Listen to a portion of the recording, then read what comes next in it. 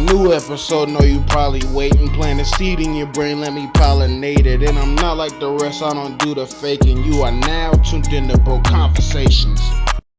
Hey man, you see the motherfucking title of the video. Hope I'm not too loud, man. Drip season 4, drip season forever. Actually, drip season forever, drip season forever, man.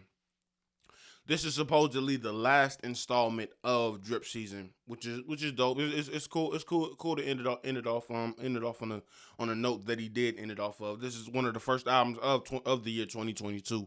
You know what I'm saying? I'm your host OG OD. I ain't say that yet. Hope y'all got something to sip on.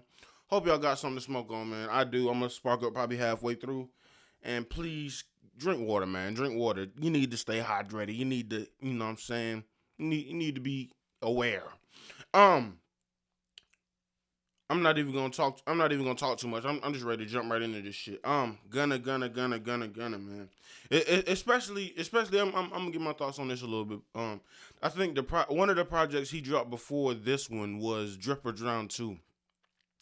And on Drip or Drown 2, the first time I listened to it, I thought that I liked it more than what I did like it. But that's how it go. Every time you listen, even if you listen to your favorite album, I can go back listening to 2014 Forest Hills Drive. And it don't got that same shock value or shocking effect when I heard it when it came out in 2014 or, you know, around 2014 or whatever. So, you know, that's something. But yeah though, man. Jump right into it. First song on the album, Private Island. Private Island. And I'm gonna say this about this one. I'm gonna say this about a few songs. First of all, I like Private Island. How you start an album is really, really, really important. And me being, like I said, me finally getting in this rap game and shit like that. I know that more than ever. My album is done. Sequencing is everything. You know what I'm saying? And I love how he started it all because a lot of people, well, not a lot of people, but a few artists. You know what I'm saying? They started off it be rocky, you know what I'm saying? They don't have the right shit, they don't have the right production or whatever the fuck. I like Private Island. But the thing about it is, for the next 4 songs, I didn't like. And it's crazy because how Hot did on Young Thug's So Much Fun album. Hot was crazy, obviously. It was one of the hottest songs ever on TikTok. It was just going dumb on IG Reels, on probably YouTube Reels and shit like that. And, you know, motherfuckers dancing to it, making a challenge and shit like that, just like Ski was. But that's besides the point. It's Rumble. Nah, but if you know, you know. If you don't, you don't. But yeah, though, and like I said, it was weird because, bro, Thug was on Pushin' P. Oh, let me go ahead and get the track list out so I can be a little bit more efficient. Thug was on Pushin' P and Mop. The next 4 songs are well, first of all, it go Private Island. I fuck with Private Island. Then it go Pushin' P. Then it go Poochie Gown. Then it go Mop. Then it go Thought I Was Playing featuring 21 Savage. Pushin' P is featuring Future and Young Thug, and Mop featuring Young Thug. I don't know what it is. Like, well, I do know what it is. I just didn't like it. And it's simple. It's simple. It's cool. I mean, every song that Thug, I don't know, but I thought Thug and Gunna, that was like, I don't know. I just feel like Hot was in my mind too much because even like if you try to think about it, before Hot, what song did just Gunna and Thug have? I don't know. Maybe it's because of the pandemic and shit like that. And then I recently went through depression. My memory's not as fresh as it was. I wasn't really up on hip hop too much. You know, during that time, during this time, whatever. But yeah, though, I don't know what it is. I don't know. Maybe Hot was their first. It was most definitely probably their first smash hit together. But yeah, I didn't like it, man. I probably like one bar that Thug. I thought that some Thug said in the song Mop. He said, she said ain't no teeth on my cock. You took the words right out of my mouth. I like that one. That was cool. That was cool. And the flows that it was hopping in and out of. I like that. The flows, but it was just like, it wasn't a wow factor, you know, and Thug is known from that. You know, ever since the jump, man, this ain't a Thug album, this ain't a Thug review, but just to wrap this point up. Ever since Thug came out, you know, they was calling him a gay. He was calling him gay, calling him mumble rapper, you know, labeling him all this other shit that he obviously proves now over time again that he's not, you know what I'm saying? But you know, it is what it is. But yeah though, man, after Private Island, like I said, it took a dip, like four songs. after that. But the one, let me see, but the sixth song, well, actually, no, actually five songs. But the sixth song after that was "How You Did That" by Kodak and Gunna. I fuck with that. Let me see. I fuck. Oh yeah. Also, I fuck with that shit. Like Kodak, especially now as time progresses. Like especially I be at work and I be at work five days out of the week. It used to be four. I be listening to music a lot and shit like that. And Kodak is one of them artists, just like T Grizzly. I was listening to T Grizzly the same way. That I can go back to their albums. I can go listen to their latest album and then go back to their other album, the one before that, and then before that, and then I don't get tired of the content. You know what I'm saying? And that just shows you how good of a star they are, and how I want to use the word replay value just describing that. Just like the baby, I can listen to the baby project too, just like that. I'd be like, damn, I really wanted the baby album, especially since he hasn't been dropping. He dropped that little EP, but I was like, man, get that bullshit out of here. It wasn't bullshit, but it was like, it wasn't nothing to write home to, I would say. But yeah, it is what it is. Also on Pushing P. Actually, was it Pushing P? I can't fuck with Freddie Gibbs. Damn, what song was that? I'm gonna have to play a little bit. Is it Poochie again? Damn. I think no. Was it Pushing P? I think no. That one. Hold up. He was on a song by himself. Yeah, that's it. Poochie Gown. Poochie Gown had the Freddie Gibbs diss on it.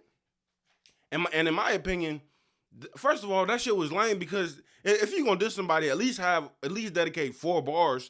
He said hang a butter rim. I can't fuck with Freddie Gibbs. Niggas telling fibs, and then after that he didn't even explain, I guess, what the diss was about, and that's cool because as an artist, you don't have to explain how everything behind the scenes go or whatever. That's cool, but that shit was super lame. I feel like that was an L as far as disses go because we never hear Gunna diss. We never hear Gunna diss at all. So, in my humble opinion, he should have put that Freddie Gibbs diss on Too Easy with Future. That shit would have been fire because obviously that's the single. That's gonna be the biggest song, and if you ask me, that's the song that has one of the highest replay value on the entire album. You know what I'm saying? That Freddie Gibbs, that shit was a flop. Not the song or whatever, but that just in general, it was like, oh, because the thing about it is, Gunna said something on Twitter or Instagram or whatever. He said Freddie Gibbs is gonna have the big. I think he was trying to say he had a typo or whatever. He said Freddie Gibbs is gonna have the biggest moment of his career when my album dropped, and it was like, he didn't really. All he said was I don't fuck with him. Niggas be telling fibs, and it's like okay. If that's how you want to roll it, if that's how you want to roll it, but yeah though, another thing I noticed, man, damn, and I did not notice some of these songs were the same length of my songs. I be trying to have my songs within between 2 minutes and it's between 2 minutes and 2 minutes and 30 seconds, and Gunna his length of songs is about that, except for maybe remixes. Actually, even the remixes they around there. He don't got no songs that's like 3 minutes or whatever, which is cool and I understand. But something that I did notice is I was counting his bars on some of the songs. Actually, probably a handful of a big chunk of songs, and it's not even a bad thing because he does it really good. A lot of songs have 8 to 12 bar verses, and then but the hook be 8 bars, so it's like damn. It's like you barely rapped on it, but I understand because shit. Even just to take it back to me personally, I've been rapping on beats recently that don't even have hooks. I haven't even made a hook in a while. You know what I'm saying? So I do and I can understand that. But me, I just be giving straight bars and shit like that. So I mean, it's a little different. I can't really compare myself to Gunner. First of all, so he's his success up here, and I'm just started. So not the it is an undeniable truth is an undeniable truth. You feel me? Um um oh yeah like. Oh yeah. 8 to 12 bars, just like that song. I did. I don't know that bitch featuring G Herbo. You know what I'm saying? That song, and that wasn't really a standout song to me. Like but that I don't know that bitch wasn't really a standout song to me. But damn, what was I about to say? I don't know. It is. Oh yeah, One thing that I can say about Gunna that I do appreciate about this project is his bar structure has improved significantly. Like, and this is and I've even started to notice this. Even I've yeah, it's good. Even when Hot dropped, because I noticed that, and that's something probably only most artists or really people that are really into hip hop notice. On Hot, on the song Hot, everything Lydia loving is hot. He used that one rhyme scheme throughout the whole song, like through the hook and all that shit. I really love that shit and I appreciate it because it shows that you're trying to actually go fucking hard. Cause I've done that shit for a whole song too, but it didn't have no features on it. It was just like it was just straight. It's called Road of the Lonely Ones. If you scroll down my YouTube, probably like 20, 40 videos or whatever. Because I've been putting in the work, especially this last day, man. I've been getting it in. But yeah though, man. Yeah, I really appreciate that, and I can tell. See, I only me as an artist and me as a music critic, I guess I'm an amateur music critic. I only want to compare artists to their last project and just judging off that specifically, and then we talking about bar structure and shit like that, and then I didn't even get into the rest of what I'm talking about. I do like the direction that Gunna is going in, like significantly. I do appreciate that. Another thing, I never thought Gunna would rap on a sample on the song "Living Wild." And I never thought that Gunna, Atlanta nigga, trap nigga would actually do that. And then on top of that, he went deeper. He talked about the pitfalls of drug use and shit like that with a quote. The first two bars, what he said, I just left the hospital, might need another liver, kidney failure. I tell you, it couldn't be no realer. You know what I'm saying? So it's really dope to hear one of the top five artists that promote lean use. You know what I'm saying? Gives you the real, like, don't just fucking glorify the shit. You know what I'm saying? Tell us how it can really affect you. And he also had another bar. I forget what song it was, but he said woke up. Well, I think it was Poochie Gown. Yeah, woke up sick. I damn woke up sick because I forgot to pour my lean and shit like that. You know, it was kind of glorified, but it was kind of like telling you the motherfucking truth, and I love that. I love vulnerability from artists and shit like that, and I believe that's one of the reasons why little baby has popped in. You know, ever since the bigger picture, he got vulnerable. You know, the baby little baby is one of those artists that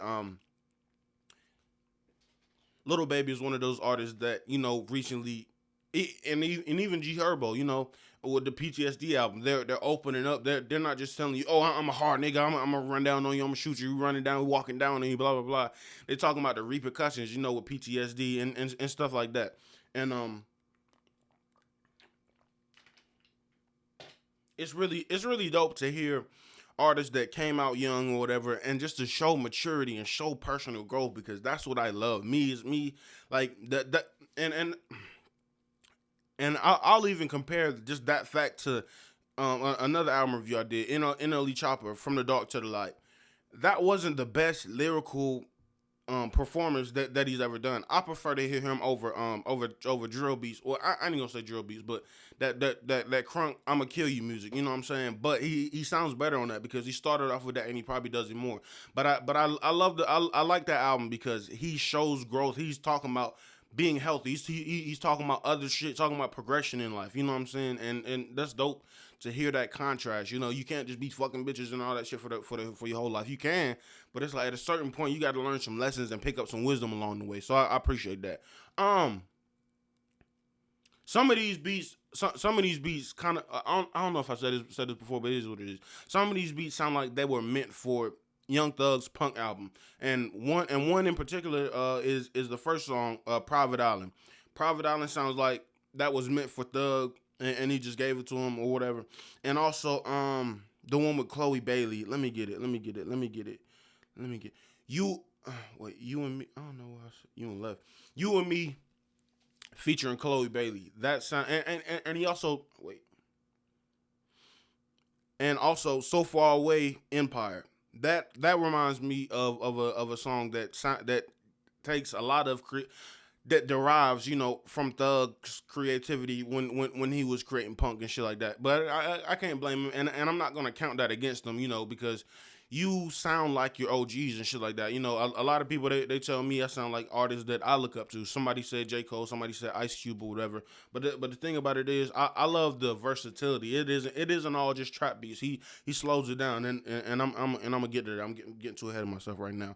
Um but yeah, some of these beats they did sound like that was meant for Young Thug on the Punk album, and that's not a bad thing because Gunna is great with the Thug flows and shit like that, with the Thug like flows and shit like that. But my I ain't gonna that's irrelevant. Um,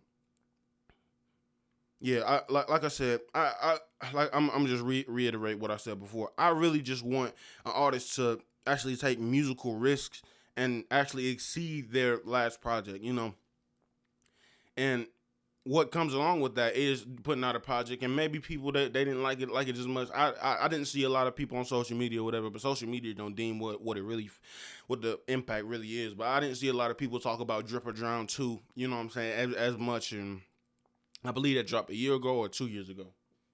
I didn't see a whole lot of people, talking about that. Oh yeah, that's cool. I'm bumping that in the whip or whatever. I didn't hear it through the hood or whatever. But COVID had a lot to do with that. Mm. Um, I really like the track. I really appreciate the track "Missing Me" because it shows personal growth and sensitivity in relationships. Like that goes along with what I said like a few minutes ago or whatever. But Gunna started it off. Well, the song is partially about missing missing a girl in his past or whatever. And like I said, Gunna is one of the most fuck you bitch, I rob you. I'm the drippiest nigga, and that's most of his content or most of his previous content. That's how it was. It's really dope to see artists just take their heart out of their chest and put it on their motherfucking sleeve and be like, yo. You know what I'm saying? I got feelings too. Sometimes I want to fuck you on a private island. Sometimes, you know what I'm saying? Sometimes I'm missing you, bitch. Like, come back. You feel me? Like shit like that. So it's really dope to hear, like I said, especially artists like that, who you don't expect that from, and that's damn near everybody in the YSL camp. You don't expect them to put their heart on their sleeve and shit like that, but it is what it is, and it's super dope. I like the way this podcast going. I'm killing this shit, nigga. Oh, I'm in my baggity baggity baggity baggity bag, nigga. Um. Oh yeah. Also, now, going back to the track "You and Me," I believe Gunna should rap on more R&B beats. "You and Me" featuring Chloe Bailey. Oh my god, man. I saw NPR podcast. I saw their review on it. They said they didn't like it. They don't like him. They don't like Gunna getting too melodic. But I disagree 100%. I want to hear Gunna's version of a punk album. Uh, Sooner or later, whatever. That would be dope. Or to hear him drop a EP with just R&B artists. Gunna is the best on features, and that's something I really learned. Gunna can hold his own when it's just him on the song as well, but he really shows out on features because it's something with artists and rappers or whatever. We really want to show our ass when we on the track with somebody else because we want to be like, nah, I had the best verse. I had the best verse. So, but yeah, though, man. Chloe Bailey, oh my God, I don't know much about her, but I be hearing about her on other rap podcasts and music podcasts and interviews and stuff like that. This song "You and Me," featuring Chloe. It really piqued my interest, and I will be on. Well, I will keep my eye on, and my I will keep my eye on. Oh my God. I will keep my eye out and my ear to the motherfucking streets for that shit, most definitely. Um, Too easy. Let's go ahead and get to it. Too easy. Too easy. First of all, I really love that this song is like 2 minutes 13 seconds, 2 minutes 20 seconds. It sounds too short, and that's perfect because they let Rowdy jump on it, and Rowdy was the perfect one for this. And also even to add on to that, with this too easy shit, Future was the. I mean, I haven't heard a verse from Future that I've liked in a while, and that counts all the shit from the Drake album. From I have not heard a good Future verse in a while, but this was literally sound like a prime Pluto motherfucking beat to hop on. It was super dope, super not super long. He didn't have to get lyrical as he never does. You know what I'm saying? Because he not that type of artist, but Gunna, Gunna did his thing. Gunna did his thing. It was super smart. Like I said, I'm really impressed. I'm really impressed with that verse because that's one of the first fucking verses from Future that I've heard in a year. It feel like years. It feel like years. It's like damn, bro. Like way too sexy. No, no, no. That was not it. I didn't like Thug shit on it. I just didn't like that song. Period. Like nah, it wouldn't stand out to me on CLB, but this ain't a CLB review. Um, YSL. YSL, if you ask me, man, how could you? Even if you ask other people, how could you refute it? YSL, it feel like the dream team to me. They feel like the modern day music camp dream team. First of all, because a lot of artists, they're just like me. They're just rapping by themselves. They don't got a label. They don't got people that they don't got people that they collab with and shit like that.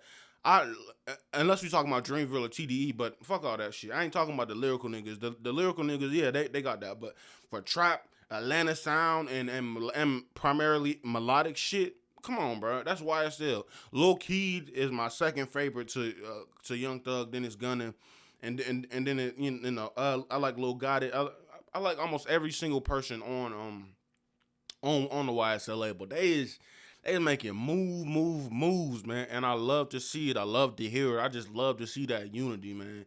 It's amongst the artists because it's way too easy just to be like, no pun intended. It's way too easy to just be like, oh fuck everybody else fake, fuck you, you ain't never helped me out, blah blah blah blah blah. So you know what I'm saying, and I'm gonna get it out the mud, on these niggas. So YSL is the motherfucking dream team. If you think I'm wrong, and I'm just talking, like I said, I'm just talking about trap music and shit like that, obviously primarily and shit like that, and melodic shit. So if you can prove me wrong, hit me in the motherfucking comments, motherfucker.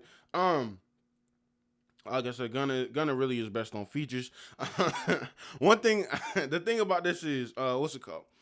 Thought I was playing featuring 21 Savage off the top of the dome. I ain't even look at the motherfucking nine. I'm tired of hearing 21 Savage say Glock, Chopper, Gravedigger, and Draco.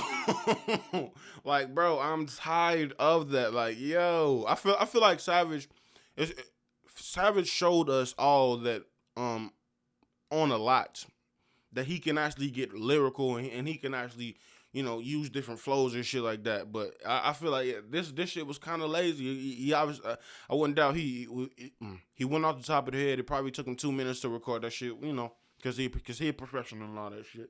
But yeah though, man, I'm tired of hearing that. But at the same time, I ain't even gonna care. I do the same thing. I say difference a lot in my raps. I say you, I say me, I say I say they a lot. I'm exposing myself. It is what it is. Like I can't even care. I do the same fucking thing as a rapper, man. It's so hard. Like one of the things I do is when I write my rhymes to stop from doing that is look up synonyms for different words, and that really helps me. For one, get more lyrical, and two, spit some shit in a different way. It may be the same message, but a different way. Some shit, spin the shit to where you never even heard it like that. You know what I'm saying? So just a few jewels and just a few pointers, some shit I do. The replay value, man. The replay value. I was thinking about this shit a lot. After this, I'm gonna get to the standout songs, but damn, what's the replay value? Like 1 out of 10. I do not want to use 7 because I feel like that's a goddamn cop out. But for me, damn, I don't want to say it's either 6 or 8 though. It's either 6 or 8, and I know I be using 8 a lot. I be using 8 a lot for albums, bro. I don't review trash albums, so at a certain point, it's like, bro, it's gonna be at least top tier. It's gonna be top tier. You know what I'm saying? But shit, for Gunna, it's especially like I said, I only want to compare artists to his last project. So the last project that I heard was Dripper John 2. So the replay value of this shit, man. How much am I gonna replay it? I've been off music lately, but I ain't even gonna lie. I really like this shit. Even the songs that's not on my standout song list, I really fuck with them. Like I could really bump this shit. So fuck it. I get this shit. Fuck it. I get it. Nah, I ain't gonna do all that. I get this shit a solid 8. A solid 8. 8 out of 10. 8 out of 10. You can't use 7. 8 out of 10. 8 out of 10. 8 out of 10. When we talking about replay value strictly and only. Now I'm about to get to the standout songs. How You Did That by Kodak. You and Me, featuring Chloe Bailey, South to West, 25K Jacket featuring Lil Baby, Too Easy, and the Too Easy remix. So that's kind of like two. Flooded, I really like Flooded. Die Alone featuring Chris Brown and Young Blue. So Far Away, Empire. That's my let me see. It's really 10 songs if I count Too Easy the remix. It's really 10 songs. I didn't say that. It was 19 songs on this album, 54 minutes, 54 seconds. And yeah, man, I feel like, bro, this album, especially compared to his last shit, I see the effort. I see what he's trying to do. I see the different pockets, the different flows and shit like that. And I respect it and I understand that as an artist. I know what it takes to get there because I've improved significantly ever since I started rapping. I can't imagine where I'm gonna be 5-10 years from now. I'm gonna really be a force to reckon with. I feel like I'm a force to reckon with now. You know what I'm saying? But it is what it is. But overall, man, I gotta give this album a 9 out of 10. A 9 out of 10. Because like I said, even the songs that weren't on the standout song list. Damn, I need to spark my shit up. It is what it is. I'm going to spark it up now. Like I said, even the songs that weren't on my standout song list, I really could see myself replaying it and shit like that. There's 19 songs on the album. I had 9, but I'm gonna just give it 10 because of the remix. I got 10 songs on my standout song list. That's amazing to me. Like for them to be standout songs, like this isn't my standout song. It isn't just songs that I like because it's a lot of songs that I like, or there was like 4 or 5 more songs that I like and I could listen to that weren't on the list. Like I said, it was really mainly the first 4 the besides Private Island, the next like 4 or 5 songs, those were the main ones that I really didn't like. Everything else I kind of liked and vibe with. So I gotta get this shit a 9, especially comparing this shit to the last shit I heard, Dripper Drown 2, man. Hell yeah, 9 out of 10, bro. And it's been a while. I don't even think it's been a whole actually I think the last time I said 9 out of 10 was when Tyler the Creator when me and Ben reviewed Tyler the Creator, Call Me If You Get Lost. I think that was the last 9 I've given. So this is big when we talking about my skill and shit like that. I'm really into music. I'm not a dumbass, as you can motherfucking tell. I expertly explain my points and shit like that. So yeah, I'm not a novice when it's come to this music shit and my passion for it. Most definitely. Yeah, man.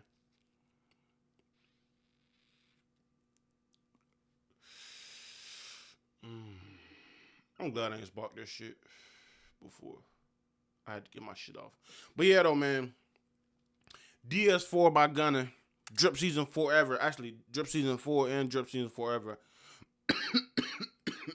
That was my album review, man. 9 out of 10. Overall, 8 out of 10 replay value. And I was watching some other reviews and I was like, damn, I need to come up with a more intricate scale besides the 1 out of 10 because that can get very vague, you know what I'm saying? But yeah though, man. I ain't gonna hold your hostage too much longer. There's some good gas we blowing on. Man, Drip Season 4, OG, man. Album review. I cannot wait to see who and what is motherfucking dropping for the rest of the year. Please be on the lookout. Actually, today's the 12th. Oh, man, I'm on my... Ooh! Today's the 12th. Today's January 12th. It's 2 days until Corday drops From a Bird's Eye View. Be on the lookout. I will be doing that album review as well. And also, I will be dropping my project within these next weeks or months. I'm going to try to aim for... I'm aiming for February. Fuck it. I'm going to give y'all the love on the love month. On the shortest month. I'm going to aim for February to drop my shit. I just got to copyright it. And that's it. But, yeah, man. Album review over. OG Odie. I'm signing out, man. Peace. For a new episode, know you probably waiting. Plant a seed in your brain, let me pollinate it. And I'm not like the rest, I don't do the faking. You are now tuned into Bro Conversations.